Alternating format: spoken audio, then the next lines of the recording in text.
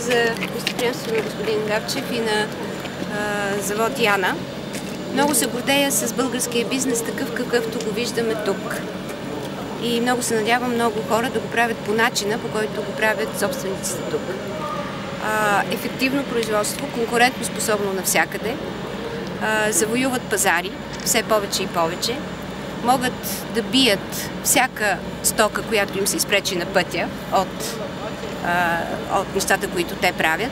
Работниците са с 700 лева средна заплата, осигурявани с ваучери за храна и имат планове за по-нататък. Освен това, смятам, че на Яна трябва специално да й се благодари, че не клекна на монополите.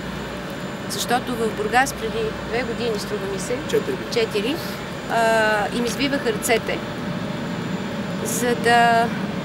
за да се държат покорно. Те предпочетоха да изнесат производството си във Виетнам, но да не дават подкупи и да устоят на монопола в електроснабдяването. Винаги разказвам този пример. Не само това, 2 години правихме ток от дизел. 2 години правиха ток от дизел. Ето това е наистина, на това аз му казвам опълчение.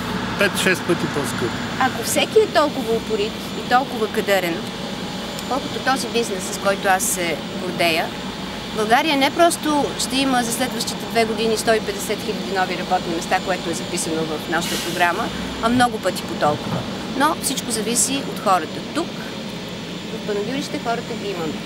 Така че вървете напред и дано много хора ви следват. А ние трябва да павираме пътя пред вас. Даже посълтирахме. Скоро време. Благодаря ви.